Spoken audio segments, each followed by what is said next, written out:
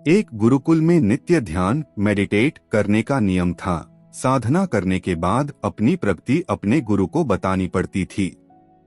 एक नए लड़के को ध्यान करने में बहुत मुश्किल हो रही थी। ध्यान के दौरान वह एकाग्र नहीं हो पा रहे थे। इस वजह से वह काफी नाराज था। उसके गुरु ने उससे पूछा, आखिर किस बात से नाराज हो? लड़के ने कहा, मैं जब भी साधना करता हूँ कभी कभी कोई बात करने आ जाता है, कभी कभी कोई बिल्ली या अन्य जानवर आ जाता है। गुरु ने लड़के से कहा कि तुम अपने आसपास की हर चीज पर गुस्सा हो रहे हो, जबकि ध्यान का वास्तविक उद्देश्य गुस्से से बचना है। आपको अपने आसपास के लोगों, जानवरों और चीजों से परेशान हुए बिना ध्यान करने का तरीका खोजना होगा। फिर वह लड़का गुरुकुल के बाहर एक शांत जगह की तलाश में निकल पड़ा। उसने एक बहुत ही शांत नदी का किनारा देखा। वह वहीं अपनी चादर बिछाकर साधना मेडिटेट करने लगा।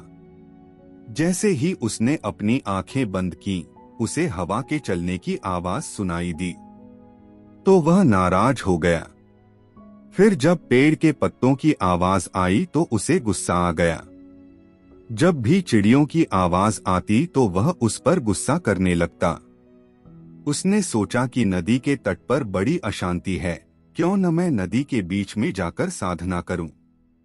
वह एक नाव में बैठ गया और नदी के बीच में चला गया, और वहां उन्होंने ध्यान करना शुरू कर दिया। नदी के बीच में ध्यान करते हुए लड़का अच्छा महसूस कर रहा था। फिर वह रोज नाव में बैठकर नदी के बीच में जाकर साधना करने लगा। अब वह खुश था कि कोई उसे परेशान नहीं कर रहा था और वह ध्यान करने में सक्षम है। एक दिन नदी में ध्यान करते हुए उसने पानी के छींटे मारने की आवाज सुनी। जब उसने अपनी आंखें खोली तो उसने देखा कि एक बड़ी सी नाव उसकी ओर आ रही है। उसे बहुत गुस्सा आया। वह गुस्से से चिल्लाने लगा, अपनी नाव यहां मत लाओ, इसे मोड़ो। लेकिन उस नाव ने लड़के की नाव को टक्कर मार दी।